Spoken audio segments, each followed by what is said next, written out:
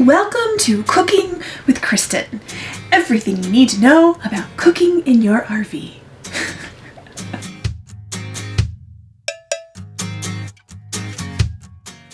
I used to be that Pinterest mom, and I had to give myself so much grace when I started cooking in the RV.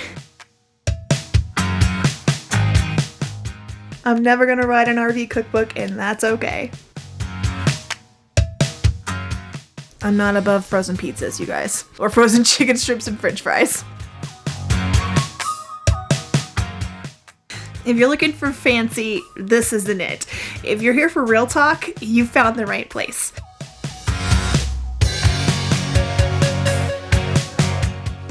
Welcome everybody. Thank you so much for joining today. I'm Kristen.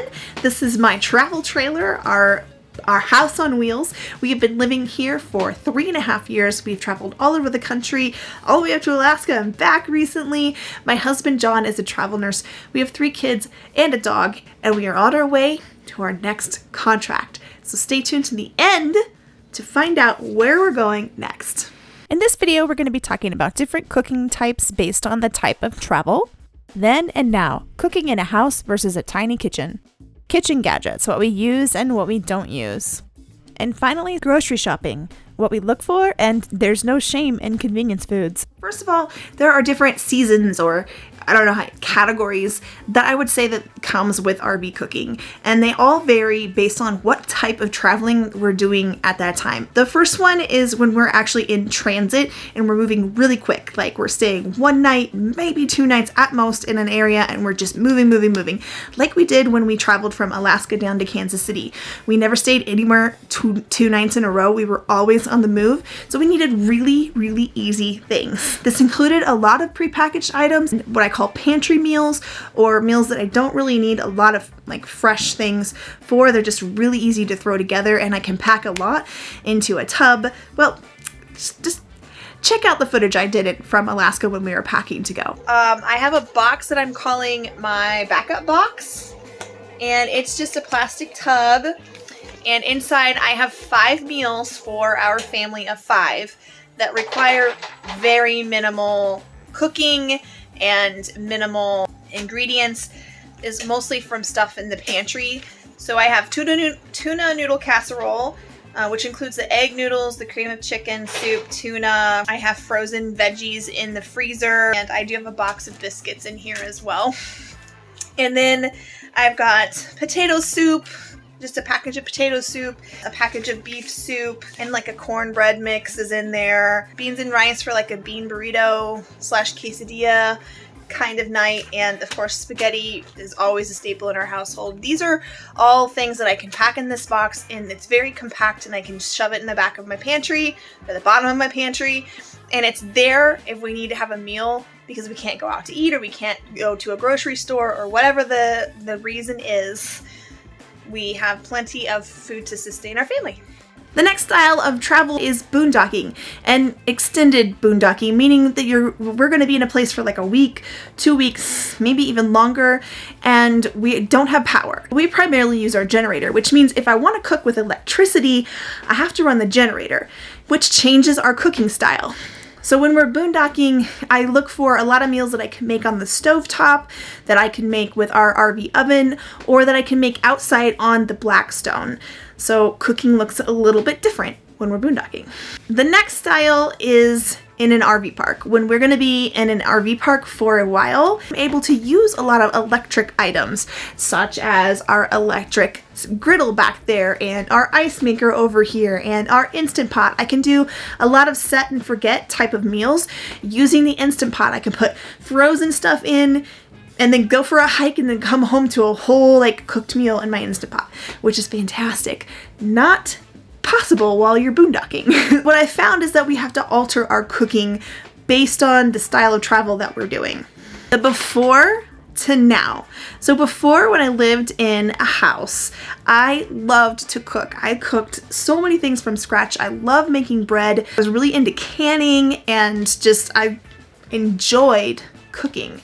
Now, when we moved into the RV and I have virtually zero counter space, the joy of cooking kind of dwindled a lot. Just given into the fact that this is a season of life and there's give and take in everything. And before, I might have spent tons of time in the kitchen loving it and preparing for meals and stuff, but I wasn't spending time, you know, hanging out outside and going on lots of hikes and things with my family. So there's a give and take, and I'm totally okay with the experience of cooking in the RV, but it is very different than it was in a house. When I lived in a house, I could have all the spices that I wanted, all the different kinds of oils, all the different kinds of vinegars, and for baking, I had every kind of flour, bulk, yeast, and sugars, and, you know, honey, agave, like syrup, all this stuff. I would have a huge pantry full of ingredients that were just on hand all the time. So if I wanted to make something from scratch, I had all the ingredients. Here in the RV, I have a very, very limited amount of space. So I have the seasonings that we use all of the time. I have about 2 or 3 different oils and basic ingredients to bake the most basic things. I also used a lot of organic produce, organic everything before we hit the road in the RV. And in the beginning of our RV travels, I tried to maintain that, but what I found out is that it's really expensive. Groceries outside of Midwest Kansas, anywhere outside of Kansas, are expensive. And so what we started doing was just buying the best quality of whatever I could find and not worrying whether it was organic or not. Buy food where we can buy food, and if there's organic, cool. If there's not, that's fine. I'm not going to be upset about it or worry about it, or shop only at places that provide it. We mostly shop at Walmart now, which wasn't the case before we left, but we do that because it's the same everywhere we go, and I know exactly what I want, and it's mostly available at every Walmart across the country, and it makes it a lot easier.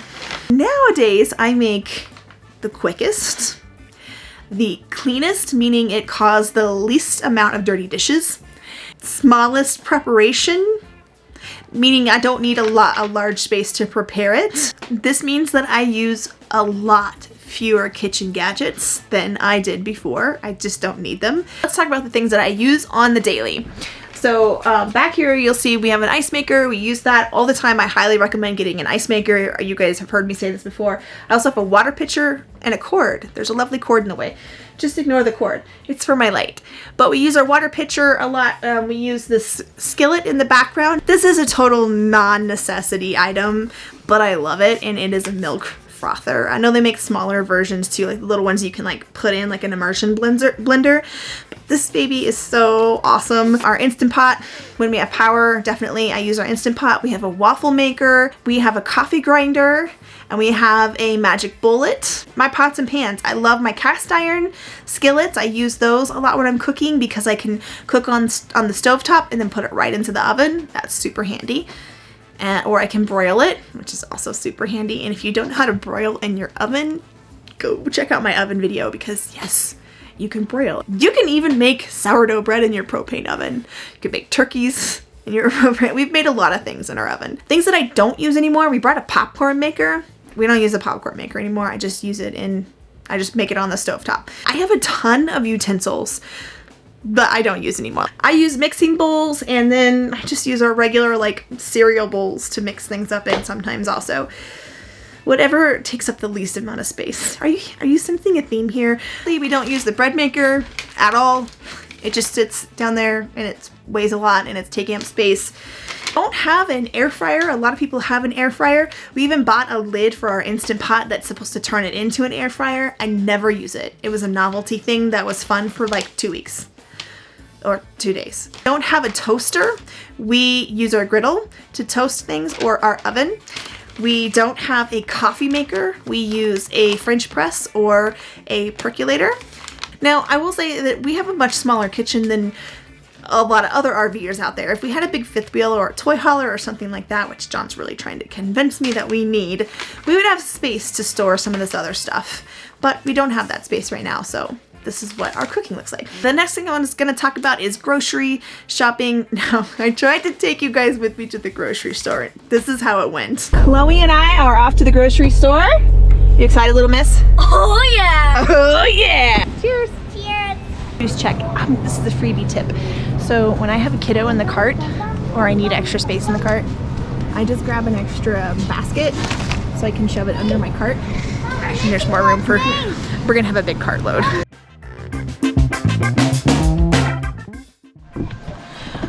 All right, it's somewhat laughable that I thought that I was gonna have any chance at all to video while I was inside the grocery store. So here's a few tips that I do as an RVer at the grocery store. First of all, I make sure everything I buy is pretty much ready to eat and prepackaged. That was not anything that I did before I hit the road, but with 3 kids, I want to have time to explore and do other things, not chop up vegetables. So I buy ready to eat carrots, ready to eat celery that's already like cut up and washed, ready to eat lettuce that's already cut up and washed for me. I don't have to do any of that. I also look for things that don't have a ton of packaging, or if it does have packaging, that I can take out of the package so that I have room to store it. I do not shy away anymore from convenience foods. Like, I used to be a little bit snotty and thinking that you had to have, if you had mashed potatoes, they had to be like made from scratch mashed potatoes.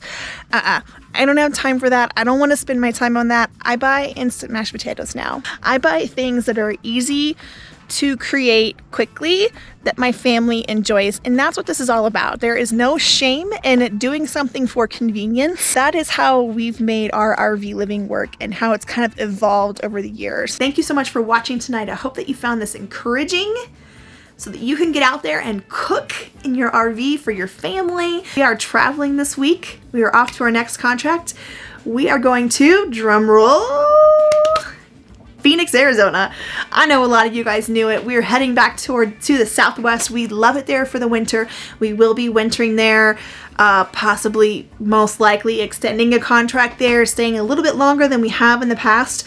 So we hope that you will come with us. There's still so many things we have not explored in Arizona, which is wild to me. But we have a list going of things that we want to get to that we've never seen before. And we're taking a different route from Denver. We have family in Denver, and so we are taking a different route than we've ever gone to get to Phoenix before. So the first year we went straight south, went into New Mexico and over. Then last year we went straight west, dropped into Utah and over. And this year we are doing a diagonal little thing all the way through Colorado. So we're going to go see the Great Sand Dunes. We're going to go to Mesa Verde and Four Corners, and well, spend some time in Durango before we get there. So we're just going to explore Colorado, which I'm super excited about. Even though we lived in Colorado for 5 years, we never got to explore that side of it. So we're looking forward to that and bringing you that content as well on our way to Phoenix. And then once we get to Phoenix, we've got some really cool things planned, so make sure you stay tuned and watch that. We've got a few more videos left in our in between the contracts before we get to the Phoenix stuff. So thanks again for watching, and we will see you out there.